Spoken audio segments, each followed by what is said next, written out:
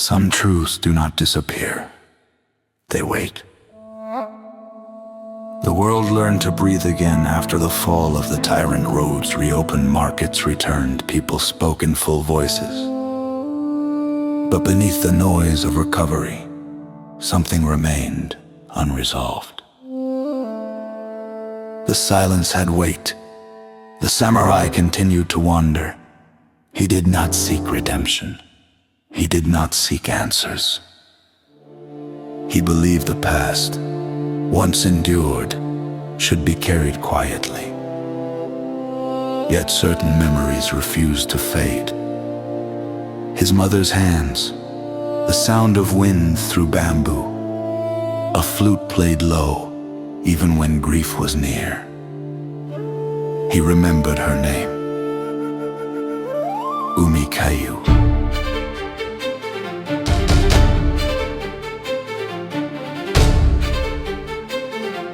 She had smelled of rain and cedar. She spoke little, but when she did, people listened.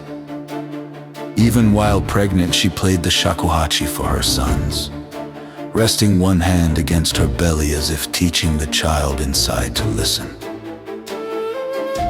He remembered knowing there was someone else, even before he was told.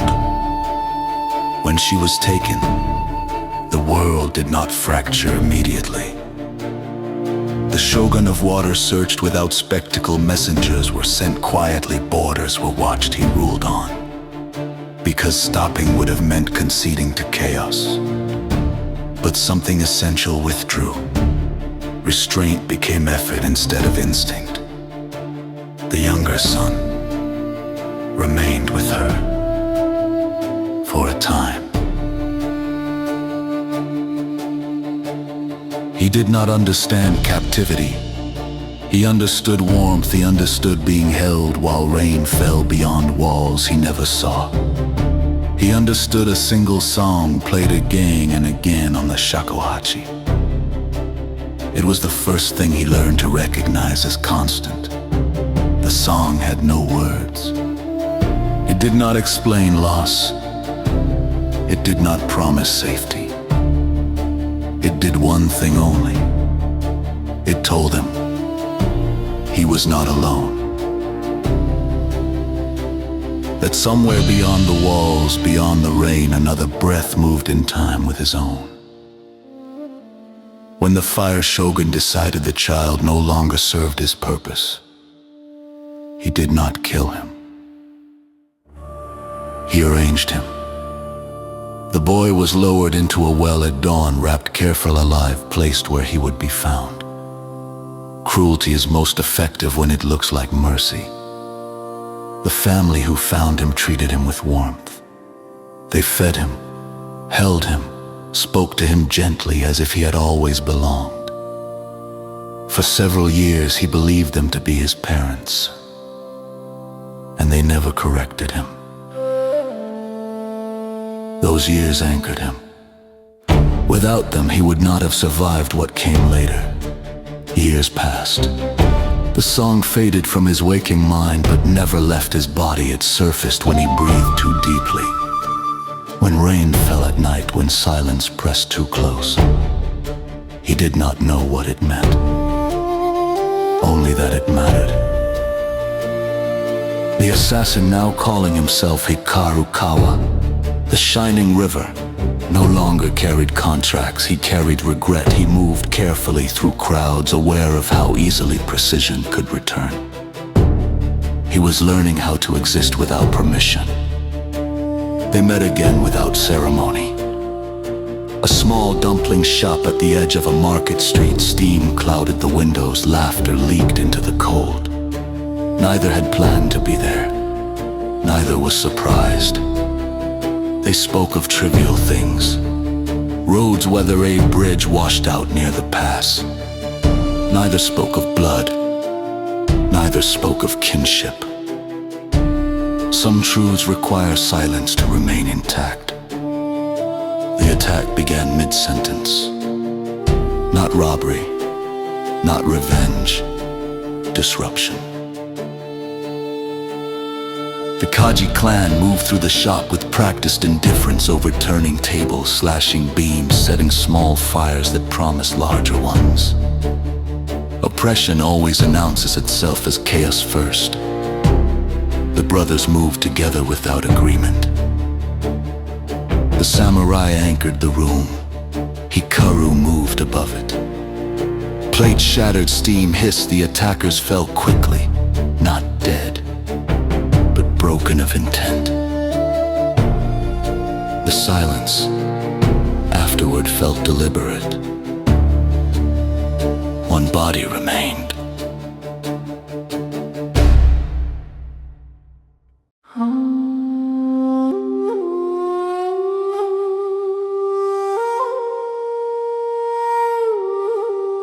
One body remained.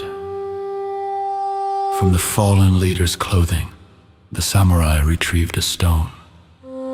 Smooth, tear-shaped, faintly luminous even in shadow. Hikaru felt the pull immediately. Etched into the stone were words worn thin by age. She remains hidden under a veil of tears.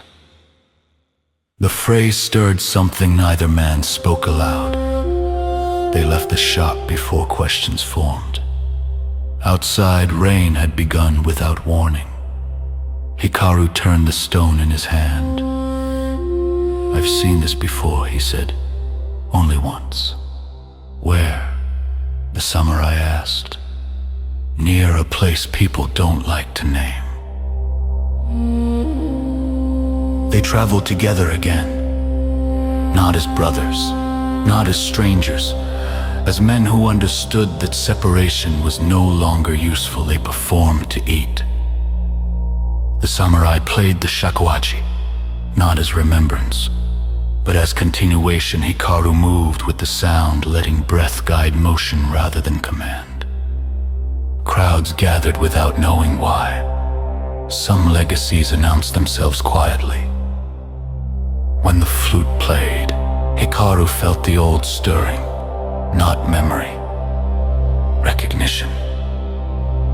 A song without words pressed into him before language had formed, a certainty that he had never been alone, even when he believed himself abandoned. A woman watched from the edge of the crowd. She waited until the sound faded before speaking. "If you seek what that stone names," she said, "go where the rain never stops." They turned. She was already gone. The mountain pass appeared unchanged. Rain fell steadily, as if the sky had settled on a decision long ago. Stone markers bore symbols older than any clan. Hikaru felt warmth beneath the water. Halfway through the pass, the air thickened. Rain struck the ground and rose again as steam. The samurai's hand tightened on the flute. Something was listening. The presence emerged without form at first, heat without flame, voice without breath. Then shape followed intention.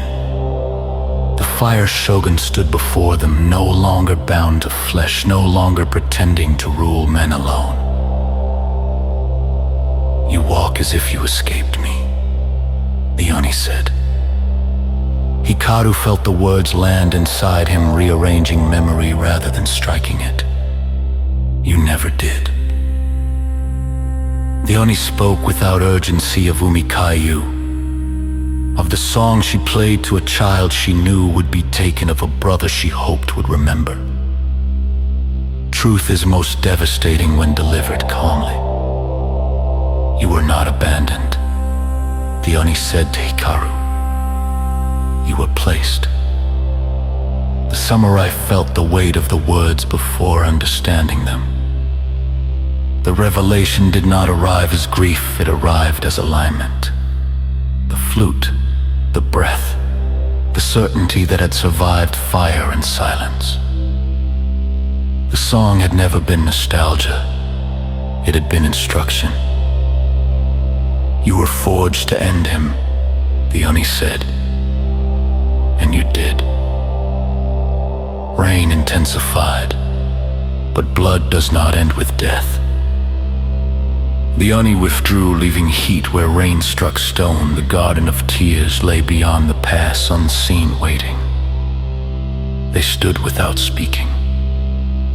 The samurai understood now why he had been sent away, why the Shogun of Water had ruled as he did, why restraint had always felt inherited rather than learned. "I remember her," he said finally, "the way she played." Hikaru closed his eyes. "So do I," he said from before memory. They did not name themselves sons, they named themselves responsible.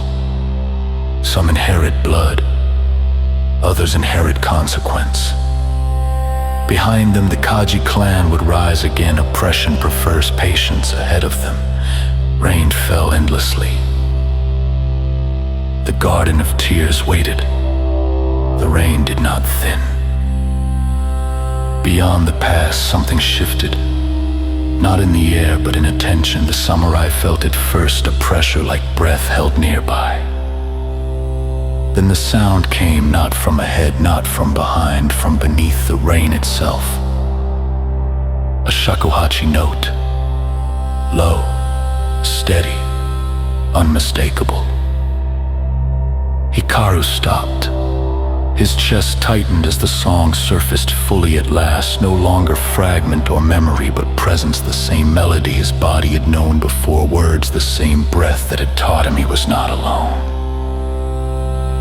The samurai lowered his flute slowly. No one spoke her name. They did not need to.